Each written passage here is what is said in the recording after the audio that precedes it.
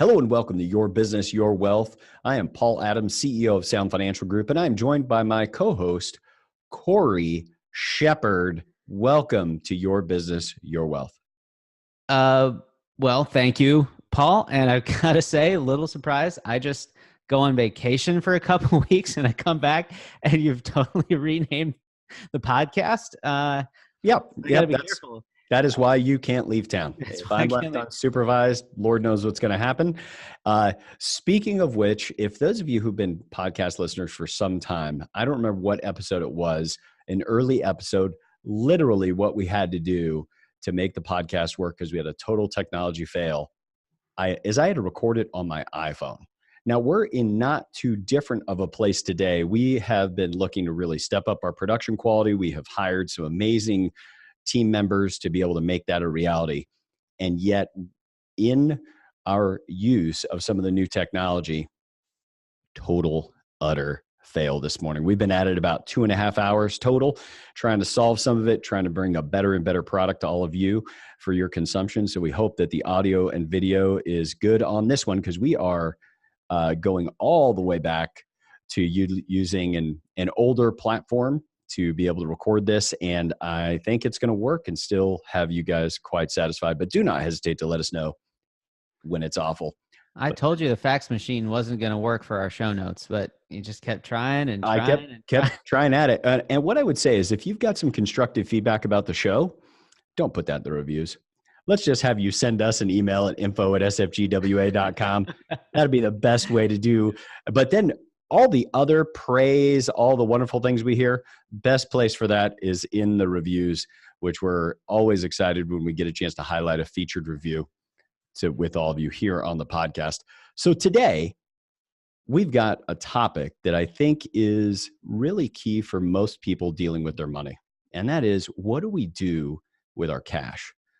Now, when you have a household that's $300,000 to $2 million of annual income, or even below that, let's just take $200,000. One of the things that you have to do to be secure financially, this is not without doing extra real estate projects. This is not investing in other businesses, just running your household. And one of the major problems with running your household is you've got to have cash on hand. That if you don't keep cash on hand, you don't have time for emergencies, adjustments, relocations, things like that. Now, if on top of it, what you also do is some real estate investing, then one of the things that you have to do while real estate investing is put yourself in the position where you can buy that piece of real estate that nobody else can buy because you can make a cash offer, or you need to have additional liquidity to deal with vacancies, repairs, etc. So when we just talk about liquidity, 1 year of expenses. Now, let's just think about the math on that. If you have 1 year's worth of expenses saved in cash, you are going to have some significant drag on the overall returns in your balance sheet. Why?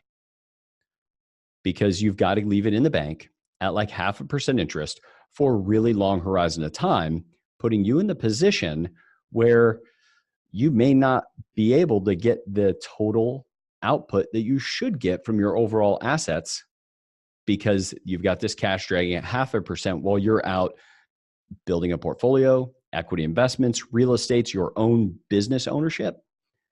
You're trying to produce high returns everywhere else, and yet being prudent on the back burner, leaving cash, can put you in a position to not take good care of everything overall. And I really want to be clear what this is not. And it's not the typical financial industry narrative making you feel bad for not having all of your money in the market all the time. Like, oh, this cash is just sitting around. You could be earning more if you put it into investments with us, ... whoever that's telling you that. This is not what that's about. It's about looking at the different stages of a balance sheet as you develop, and as a family develops or as a business develops. And there is a time where you should not have any money invested. You should have all of your money in cash because you need it for emergencies. You have no extra. And then as you grow into a more mature balance sheet, you've already got the emergency funds in place and you're building up that excess capital. It's saying, let's take a look at the strategies we are in and can we have them all be working together well. But before we get into that, Paul, you've got a This Week in Planning that you're really excited about. Yeah, I'm just excited because I think it's great when we put ourselves in the position to actually save money and build assets in a way that people say doesn't work. Like one quick Google of whole life insurance, is it a good idea, bad idea? You get all kinds of feedback. You just can't get away from the feedback that is mostly and overwhelmingly negative. And So this you is have this. riding the wave of the episode we did a few weeks back about whole life insurance being the title says is a bad investment, and we look at that and ask some questions. So this is following up on that and some of the comments that we've got, and I'm really excited. What did you find, Paul, when you've got here on your screen? So just shortly before the podcast, I pulled up how much life insurance do banks own. Now you think about how much life insurance banks own. I'd encourage all of you to Google it, click on a couple of the links, and you'll be kind of surprised. One of the top results that's not a sponsored result is bank-owned life insurance, a little known way banks make money. So let me just click on that. We're going to jump Oh, into it. and this is the Motley Fool, and this is not Jimmy's finance blog. It Yes. looks like it's from the 90s. This is a major website. Yes. And the Motley Fool, also a website that gives all kinds of financial advice, lots of stuff around stock picking, unfortunately, but also a website that if we Googled inside Motley Fool about using whole life insurance, you'll find enormously negative articles. Unless you Google, what is it? How much do banks own in life insurance? And what they continue to say in this article is, why do banks have so much money in life insurance? And one of the biggest reasons why is there are numerous advantages of BOLI, that bank-owned life insurance. As I already mentioned, one of the biggest benefits is that BOLI policies produce far superior returns than traditional bank investments, such as municipal bonds, 5 and 10-year treasuries, and mortgage-backed securities. So think about that for a moment, that they've got this low risk level asset that sits on their balance sheet, which is literally the next sentence. And what they're trying to do is increase their return on equity. That's the same thing we talk about with our clients, is what do we need to do to put ourselves in a position that we can produce additional returns with money that otherwise isn't going to get a very high return, which is our cash assets. So I'd encourage you guys to check this out. We're going to post it to the show notes. So if you go to our website, yourbusinessyourwealth.com, find this episode, and you're going to be able to find the attachments right there to download, including this article. So with that, Cory, let's jump into it and just kind of talk a little bit about why is it people are trying to do this and missing the boat, meaning they do the right thing to build up 1 year's worth of expenses in cash, and yet that very prudent move ends up as this drag behind them, like a little bit like having an anchor drag bottom while you're trying to move your boat down the river. Well, I think that one big part of it is that people think that keeping money, say, in a checking account means the greatest amount of liquidity, the greatest amount of safety, because they can't lose directly. But what we miss out on is money that's not growing is shrinking, even if the digits look the same on our statement because of this thing called inflation. So the fact that someone says, you know, there's always going to be an amount of money that we want in a checking account that we can get at a moment's notice. That should never be zero for a family. Agreed. Yep. But there is an amount above, you know, that got to be able to get at tomorrow that maybe we could get at within 2 or 3 days. We could start making some different choices. And so the money that's get at instantly, we don't care about the rate of return, and the best rate of return it can give us is that we can get it instantly. Yes. But then that next block of money, we start to develop some different expectations for that. So whether you're a family, someone running your business, keeping cash on hand, or a real estate investor waiting for the next deal, those are all situations where cash management starts to come into play. And really, we would have you guys think about it as a metaphor of like a river running down a mountain and into a lake. My family and I just spent a week at a lake. And one of the things that's funny is like water flows into the lake and water flows out of the lake. But most of what happens there happens across the surface, much like your checking accounts, your bank accounts. Money comes in and money goes out, but there's an amount that it never dips below. So if you can kind of picture that lake and water flowing in, water flowing out, there is still water at the bottom of the lake that never turns over, meaning water flows in and out the top, but there's a bottom piece that it never invades. What I would have you think about is your money in your bank is the same thing. If you're a business owner that keeps $1 million in cash in the business, you might have some flex that occurs, like maybe you get down to $500,000 periodically, but you never seem to get below $500,000. As a household, you build up your 1 year worth of expenses.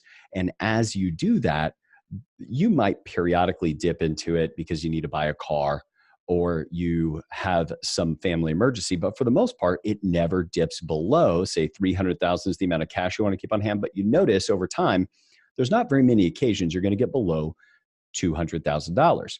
So that means that we can take and reposition that money into better performing accounts that have access and don't introduce the volatility of the movements of the market, because the movement of the market and that volatility can end up dictating decisions for you. That's why Cory was so clear at the beginning of this, that you don't want to be in a position that what you're doing is putting money that needs to be liquid and available at risk and put more money in the market. In fact, we still need safe money, but we need clear alternatives to having that safe money. Right. We are not trying to make anyone feel bad for not having a bunch of money operating at a high rate of return. We're asking the question, is there some? So that's the difference, I think. The traditional financial industry would be, let's take this big swath of money and move it all over because you got to get it out of there. And we're saying, are there incremental amounts that are now freeing up on that top end or in the lake at the bottom? I love that metaphor because I just picture as a teenager taking the boat out to the middle of the lake and diving down really, really deep. And all of a sudden the water just hits super cold. Oh yeah. Super fresh. That's when you hit that level. I love that metaphor. So go ahead, Paul. But I want to not just tackle the amount of money we keep in cash that is meant to be family emergency, but let's go to what Cory spoke about earlier, that if you're a business owner or a real estate person and you keep a fair amount of cash all the time, and let's say one of the things you've done is really work to achieve high returns. Let's go as far as 15%, and you get an 18-month turn on that money because you bought a property and you're flipping it, things like that. But the trouble is, if in between each of those deals, your money has to sit in cash, now your return over a 2-year period has dropped to 11.9%. You see, even though you're done with the project, the rate of return does not stop ticking on your balance sheet. So you can feel wonderful that you had a huge win, but if you had to leave a lot of money in cash in between, you're dragging your returns down. And what we would contend with is you're dragging them down unnecessarily, because there are places you can place cash, just like banks do, to put you in a position where you can have that money on the sidelines available and usable. In fact, kind of as we transition to the next point here, consider there are many of you listening who already have a whole life policy. Perhaps it was just sold to you by somebody well-meaning. Perhaps, some, young, vibrant, niece or nephew joined a company that's a large mutual life insurance company. And they say, hey, you should really have this life insurance. And you went along with it. And you've always just kind of kept paying it because it seemed like a good idea, seemed prudent, but you didn't get full use out of it. Keep listening, because this totally applies to an asset you already have. So, Well, I just wanted to say, before we go past that point, the example that you gave, there's some gold in there for anybody in business thinking about a deal that they're going to do. Because when we analyze deals, here's where the money goes in and here's when the money comes out. What's my rate of return on that period?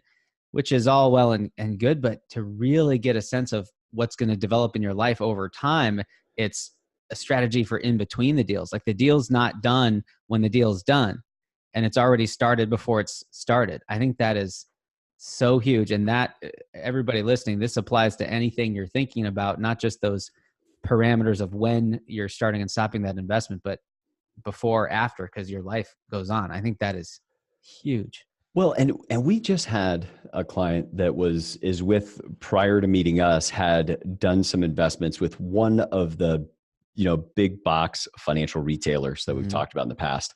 And not only did you do a private equity investment that is totally not liquid, he just had a big cash crunch for he and his family. They needed to do some things, called them up and they said, oh no, you cannot not only not take out your money for this private equity deal, but we actually need you to add another $100,000 in 3 months. And I was like, oh, that's good news. So some of the things we do that are illiquid not only require cash now, but may require cash over time. That doesn't mean we should never do them. What it does mean is we have to make sure we have our balance sheet prepared for what it is we're going to do. Right. So let's just look at that 1 year of expenses in cash for a household that just says, hey, maybe they make $400 a year, but they've done the math. 1 year of expenses is $200,000. So if you're 40 years old now, keeping $200,000 in cash at a bank, say at 0.5% interest, we'll just call that after tax, which is probably a little bit optimistic. Yeah, favorable. But the cash from your age 40 to your age 65 would grow to $226,000. That's not bad. But the trouble is that everybody who just says that, like, yeah, that's my cash. What am I going to do with it? True. But now let's say, what else is possible?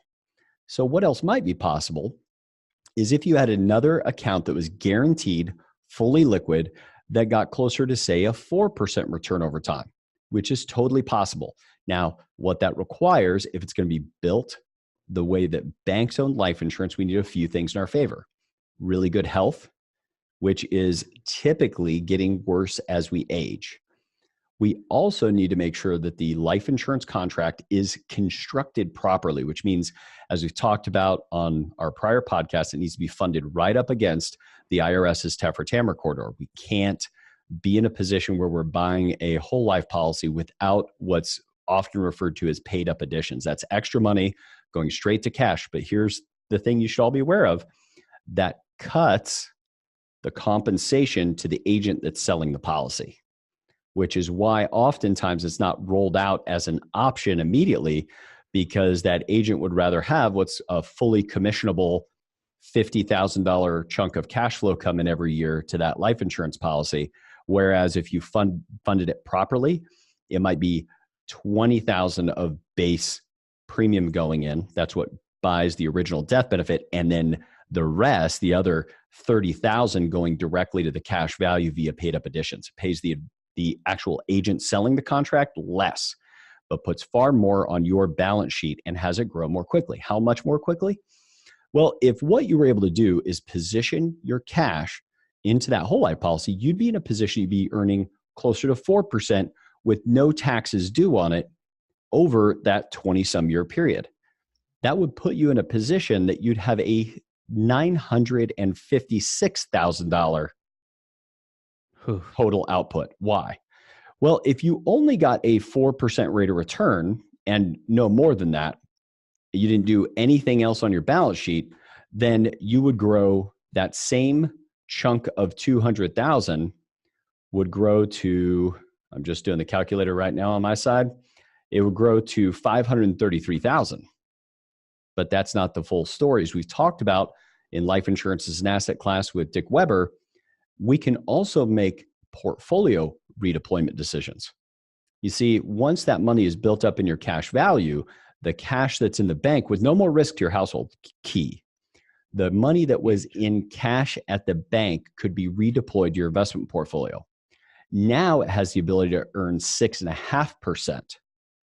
Now we're saying 8% before taxes, relatively low turnover. An academically allocated, globally diversified portfolio puts you in a position that you could be earning 6.5% after tax over time. And that's where we get that extra $700,000 of additional wealth on somebody's balance sheet, is simply by making these assets work together. So with that, I think we better take a quick commercial break. We are powered by Sound Financial Group and appreciate that very much. We'll hear from them and be right back. 2234 commercial back. Can I bring us back with this by the way? Okay. 250. Hello, and we are back to Is Your Cash Going Stale? At Your Business, Your Wealth, this new podcast title that I'm just learning about as I come back from vacation.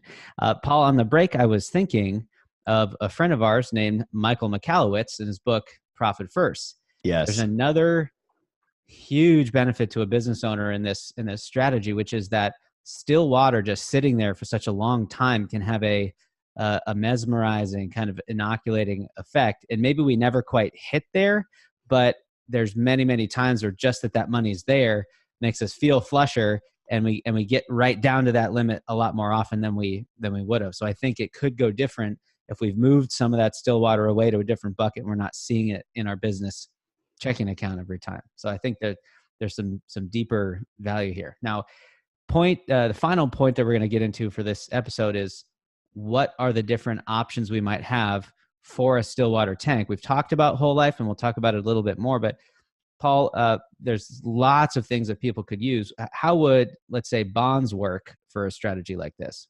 Well, and I think if we just hit a quick list of the things people consider when they hear about Stillwater, be like, well, maybe I could do bonds. Maybe I could just get my money, put it into a set of mutual funds or investments that are owned in my name. I could maybe just go get a HELOC on my house, and that could exist as my safety net for cash reasons. Or you could use whole life insurance, which we've talked about a little bit here. Each of those have a touch of breakdown. Let's start with bonds. Now, if you go into a bond-based mutual fund, one of the things that you're going to run into is interest rate risk. Now, interest rate risk, if you own a bond directly, the way that would work is we have a bond. We're super happy that we found a bond that's paying 2.5% or 3% taxable, maybe 3.5%. Well, the trouble is in today's low interest rate environments, when rates go up, what happens to the value of the bond? If you own a bond at 3.5%, and now they start releasing brand new bonds that are, say, 5-year bonds at 5%, you can still liquidate your 3.5% bond, except no one will pay you the same for it. That's right. Yeah. Yep. They have to pay less because they need, by that 5-year maturity, it needs to act as if it yielded 5%, because that's what's available in the marketplace now. So bonds directly don't do a good job, and a bond-based mutual fund could be worse, because at times where, say, the economy is in high levels of difficulty, take yourself back to 2009, lots of people were jumping out of those bond-like investments to pay bills, keep their mortgage afloat, et cetera. When they did that, those managers end up selling, oftentimes, those bonds, keeping the ones in the portfolio. They're going to sell the ones that are closer to maturity, keeping the ones in the portfolio, unfortunately, punishing those people that stayed in the fund. Now, next is you could just own maybe even an academically allocated, globally diversified portfolio. Let's say you really all mutual funds. Yeah. All mutual funds, some blend of stocks and bonds, and it looks like it's working great. The trouble is now you've got market volatility. So you have that opportunity to buy the beautiful vacation home. When I was out on this lake last week, and I'm got our little boat that we keep in the RV, and I'm working my way up the lake, I'm looking at all these beautiful homes built on the lake. And let's say there's just an incredible buying opportunity, but it happens to coincide with late last year where the Standard & Poor's 500 index lost 19% between September and December 24th. Now, so you got your $1 million, you've had it invested, it now takes a 20% hit. That is not an exciting time to sell out that portfolio. Well, and now how much did the real estate have to be a deal to then compete with the ability to liquidate? And if that was a family dream home, literally the vagaries of the market because of inappropriate balance sheet construction put you in the position that you can't pull the trigger on a dream for you and your family to have that lake house because of something totally outside your control. Now, we do sometimes use non-qualified mutual funds for what we call the midterm bucket. You guys can hear that in some of our past episodes, but we can't use it as a full cash substitute. You know, one of my favorite is laddered CDs, and especially because the way that it's said is said with such weight, like, oh, I'm going to construct some laddered CDs, which just means that, you know, CDs with different maturity rates overlapping, so some money's always coming available for you to do something with. But it's not like just using the word laddered adds 2% rate of return right there and there because you constructed this strategy and you just don't know where interest rates are going, and the you know, prevailing returns aren't that amazing for CDs even right now. So plus it's fully taxable interest every time. Totally agree. And that's where some of you might go, well, what about my HELOC? Now, we will oftentimes tell clients if they have insufficient personal liquidity, one of the first things we like people to do is to acquire a home equity line of credit. Usually your bank will give it to you at no cost. You could just take the checkbook they give you, throw it in your safe at home. You don't need to use it. But if push comes to shove and you really need liquidity, you have the opportunity to have it there. But there's still some drawbacks. Number one is anytime you're going to access that home equity line of credit, we're dependent on the fact that the bank hasn't changed the rules. Once again, going back 2009, 2010, lots of people who thought they had bulletproof access to capital in home equity lines of credit saw a overall market freeze, meaning that somebody who had $30,000 out on their line of credit got a note from the bank saying, hey, you did have $100,000 available. Now you're only able to keep the $30,000 out. You can still pay it on the same terms. So we're not extending anything above your current balance, and anything you pay off instantly also closes down the amount of available equity. That can be a big problem in times when we need cash. So the home equity line of credit is access not to an asset, because we've already talked about primary residence, not an asset. We talk about that a lot. But in fact, it's ability to access a resource, because the value in your home can be a resource if looked at and developed as a part of your balance sheet properly. But it is not an asset in the way that you would having cash in the bank. Right. But let's just kick over to whole life insurance and we'll kind of bring this episode home. That is, we've talked about this before, using the TEFRA-TAMRA corridor, using the ability to overfund whole life insurance right up against the IRS corridor so that it performs even better. You can go into episode 133 and episode 85 if you want to get into that a little bit more. But once the asset is built, it has all the attributes we need. Now, what we talked about in those other episodes is that it doesn't have all of its cash immediately. It's something that gets built over time. And if you're building it over time, that means that you have to be able to see further down the road financially than the end of your nose. That's how the IRS limited a lot of people from being able to use this tool. They said you've got to be able to see more than 2 or 3 or 4 years down the road to make this decision. And yet, so many people never get introduced to enough strategy to do that. It's non-correlated, doesn't go up and down with the market, and it puts you in a position that money is totally liquid. You can get it on a couple of days' notice, and once you have over about $80,000 of cash value, we refer our clients to a couple of the banks that give access to lines of credit so that literally you have a checkbook in your safe. There's just a line of credit against your life insurance. So it's not even a 2-day wait. You can just write out a check, go down and deposit to your bank, and as fast as they deposit a check is how quick you have your money. And the difference between that and a HELOC is that the bank knows the cash is already there in the life insurance. It's not going away. No. Yeah. In fact, why do banks own so much of it? Kind of bring us back to the beginning of this episode. Right. It's what's called a tier 1 capital asset when it comes to a bank's balance sheet. That tier 1 capital asset is the highest reservable asset that the bank can use when doing lending, or the people talk about the fractional reserve banking system, but it is one of the safest assets they can own, and therefore one of the safest assets for them to have as collateral. Now, on top of that, and we're going to have an episode coming up on just creditor protection for all of you. Yet, this is totally creditor protected. Whole life insurance is 100% creditor protected in 42 states and partially creditor protected in most of the rest. So you can, and then you have options. You can take the money out as a withdrawal. We don't typically recommend it because it's a little bit like taking toothpaste out of a tube. We've got this really nice tax exempt environment. But if you take the money out via withdrawal, you can't get it back into the tool itself. So when we know that clients are going to be moving money back and forth, we do it via loan. And yet, when you take it out via loan, your money is still growing inside the life insurance. It's just collateral. Whether you borrow it from the insurance company or you borrow it specifically from a bank, like one of these lines of credit, it doesn't matter. The cash is still growing inside. Different companies handle it differently, but you're still getting a dividend and you're still getting interest earned on the cash that's still in the policy. The only thing the insurance company is doing is allowing you and the loan that you have with the insurance company be the first place they invest that money. You're the safest possible investment they could make. And the entire time, this asset can grow. And let's say it gets beyond your Stillwater, your $200,000, say, of safety money for your household. Then we can begin to integrate it into your overall portfolio as a phenomenal fixed income or bond substitute, which we talked a little bit about with Dick Weber on the podcast.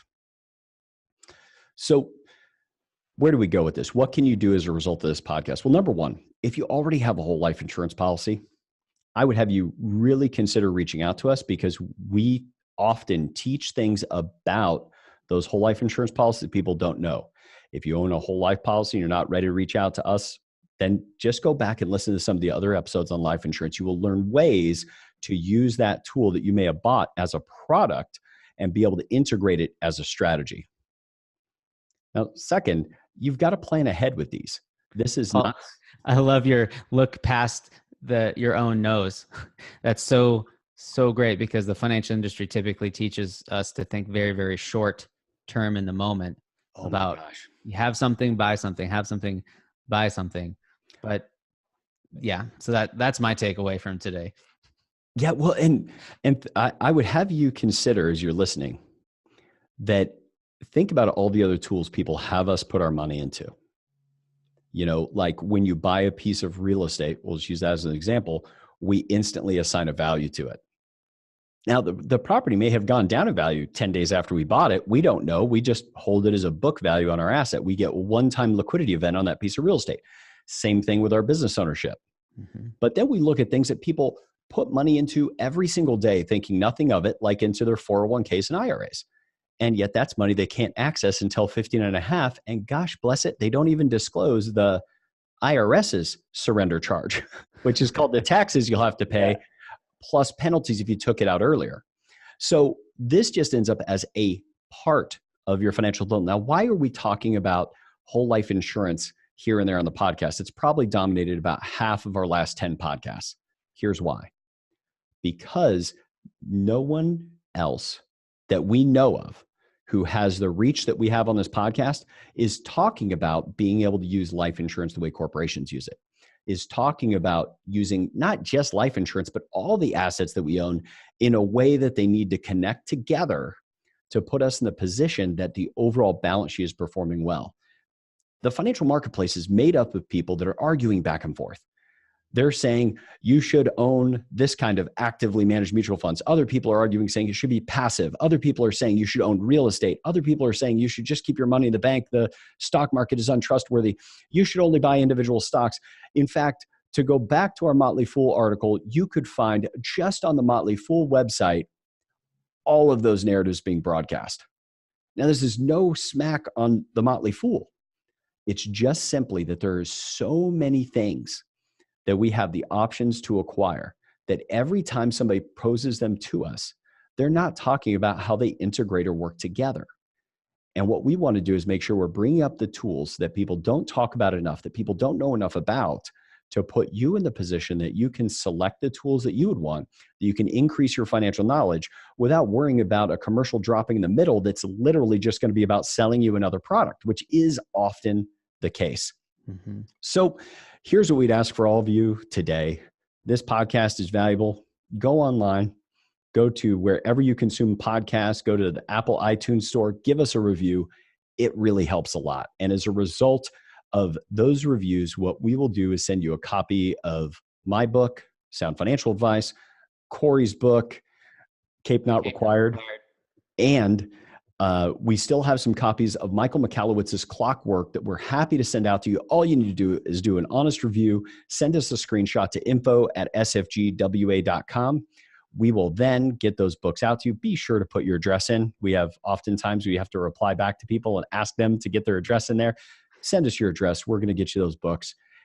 And remember that as you're working to build your balance sheet, it is your business. But your business's job is to build the autonomy and freedom that you wanted it to do originally, which is only going to happen from building your wealth on your balance sheet. That's why we call this Your Business, Your Wealth.